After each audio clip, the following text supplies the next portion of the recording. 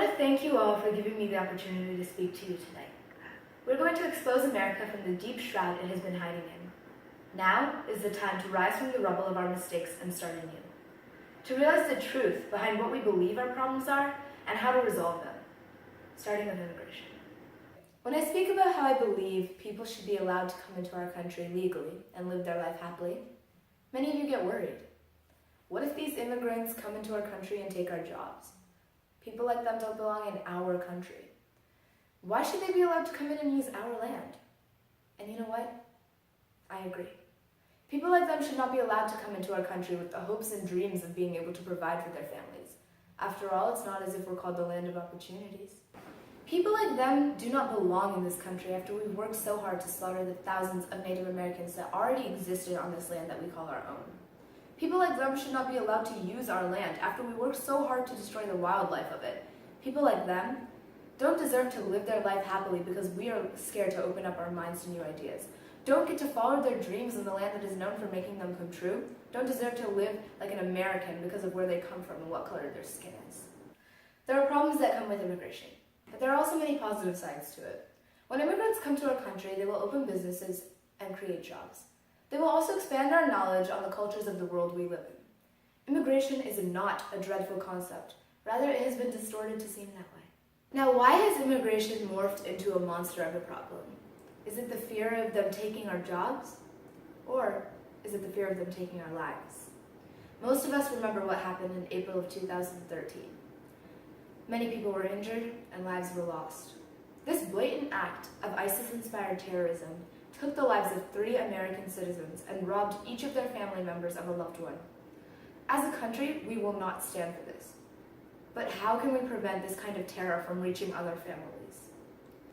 We will create a policy that binds us together, and we will fight this monster known as terrorism. I understand that going to public places, such as the mall and school, can be scary. But trust me when I say that we will not stand for these kinds of acts, and we will not let it shake our country down. Catching terrorists is difficult, but getting information from them is even harder, seeing as they are so loyal to what they believe is a just cause. However, the way we get the information out of these terrorists should be ethical. We shouldn't stoop to their level. Methods such as water to break their sanity is not moral, nor feasible, due to their dedication. Any type of torture that carries pain on its shoulders should not be condoned. Also, Americans are more likely to consider racism a big problem today than they were 20 years ago. 49% of Americans that took this survey say that racism is a big problem in our country. It elevated 28% in the past 4 years. I understand that minorities are feeling like they're being targeted at home, whether it be by police officers or by the general public, and that is not acceptable. As a person of color, I know how difficult it can be to blend in. But I feel that no one in this country should have to blend in. Everyone is unique, and that should be embraced. Now, about gun control. I understand how problematic this issue is, and how many lives have been lost because of it. But how can we fix this? I propose that we have annual gun physicals, where each year anyone owning a gun must re-register it and make sure it is in proper working condition. Along with these physicals, an annual mental checkup is to be done for each gun owner to analyze the state of their psyche and determine whether or not they should be allowed to have a gun. The Affordable Care Act has helped Americans in many ways. So far, it has helped over 32 million people afford health care. Currently, the plan has 95% of Americans insured. As president, I plan to raise the percentage to as close to 100% as humanly possible. We as a nation have the strength of a lion. So let's claw our way to greater success. Discrimination of healthcare insurance is a thing of the past, and I plan to keep it that way. Without having to spend government money in fraud and abuse with healthcare, we can reduce the deficit. Our debt is deeper than the Mariana Trench, and it needs to change now. National debt is almost up to $20 trillion.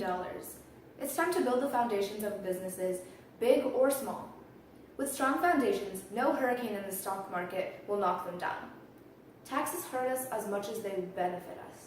I'm in the game for the long run. Raising taxes is a risky move, but it's worth it. Making it a minimum of a 30% tax to people with over $1 million will slowly decline the national debt. Where will that money go?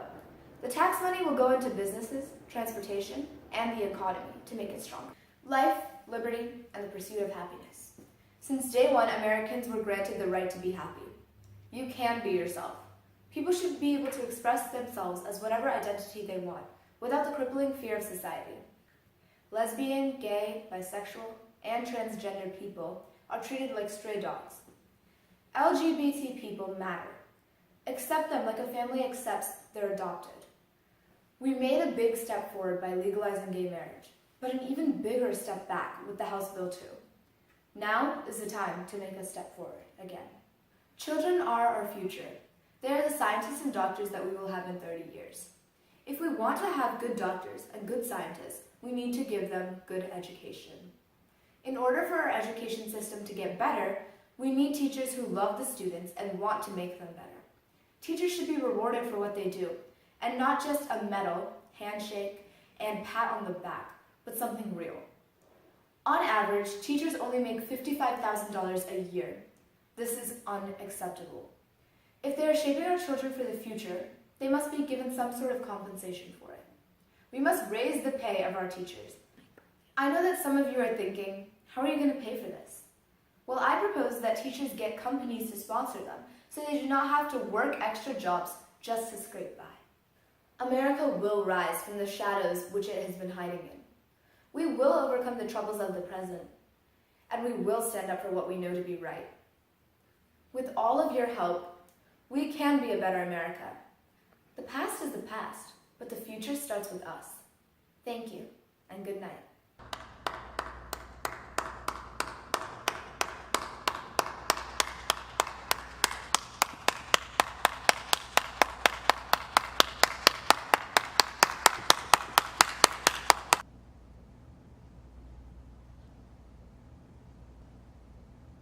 Problems that come with immigration, but there are also many solutions. Hold on. Just start the whole paragraph over. 95